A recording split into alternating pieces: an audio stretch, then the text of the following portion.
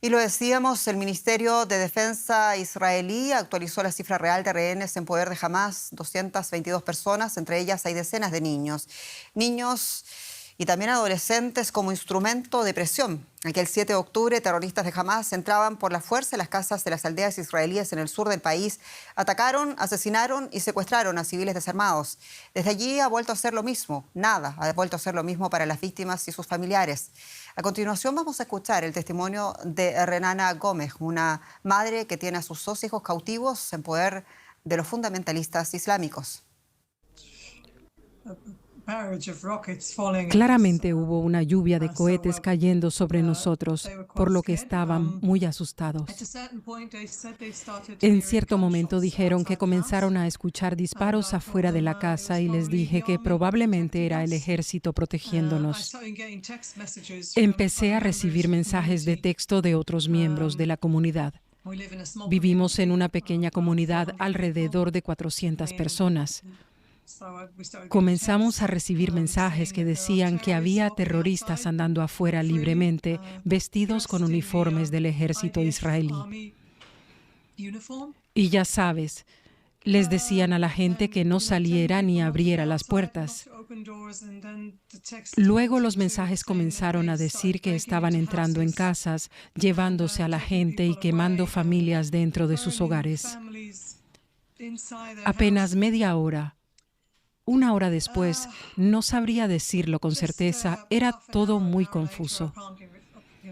Dijeron que me llamaban y dijeron que escucharon a alguien entrando. Susurraron y les pedí que se mantuvieran callados y en línea conmigo. Y solo unos minutos después pude escuchar a algunas personas hablando entre ellas, probablemente 2 o 3 personas hablando en árabe. La puerta de la habitación segura se rompió, a pesar de que mi hijo mayor la sostenía con mucha fuerza. Es un joven fuerte, pero ya no pudo sostenerla más. Abrieron la puerta de la habitación y pude escuchar a mi hijo más joven diciendo por teléfono, no me lleven, soy muy joven. Y eso fue todo.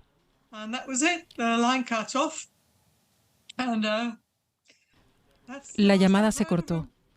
Y eso es lo último que he sabido de él. Los arrastraron a Gaza y no sé nada más. No sé dónde están ni con quién están, ni siquiera si siguen con vida.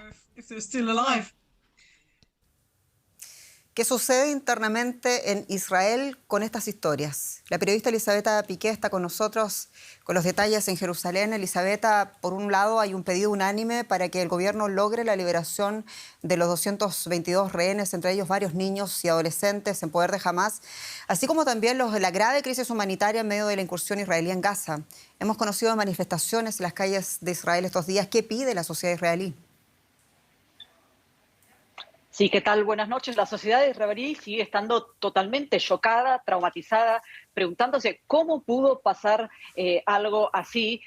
Hay manifestaciones todos los días reclamando la liberación ahora enseguida de los 222 rehenes, pero te diría que también entre ellos, además que hay muchísima gente que en estas protestas donde estuve también en Tel Aviv, hay muchísima gente que no son familiares. Ellos te dicen, somos familiares no de sangre, sino de corazón. Todo el mundo siente muchísimo ese tema de la liberación de los rehenes, pero también uno puede notar que la sociedad está dividida entre quienes quieren la liberación, pero también quieren la venganza, quieren la eliminación de Hamás, cueste lo que cueste, y aunque haya estos 5.000 civiles muertos, y hay otros, una minoría te podría decir que dicen, bueno, este trágico momento nos tiene que servir para dar la vuelta a la página, ir en otro camino. No podemos atacar de esa forma casi inmoral a la población palestina. Es decir, unidad en cuanto al reclamo, pero también división de cómo poder liberar a estos rehenes.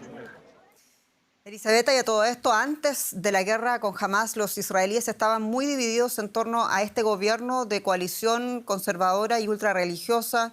¿Qué se dice en medio de todo esto de la figura de Benjamín Netanyahu y también de un gobierno cuya principal consigna, recordemos, la principal consigna de campaña era mejor seguridad para el Estado judío? Te diría que Netanyahu políticamente todo el mundo piensa que está muerto. Por supuesto, ahora está esta guerra, está este gobierno de emergencia, de unidad nacional, pero dicen cuando acabe esta guerra, Netanyahu va a tener que dar explicaciones.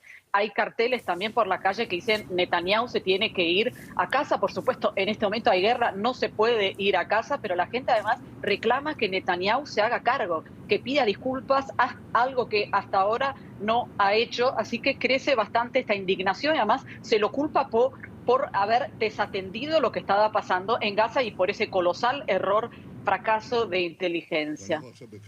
Y la situación en la frontera norte con el Líbano, Elisabetta, con las milicias chiitas del Hezbollah, esta madrugada Estados Unidos advertía a esa milicia, a la que considera terrorista, que no entrara en un conflicto abierto. ¿Cuál es la situación allí? La situación sigue estando también allí con una tensión altísima.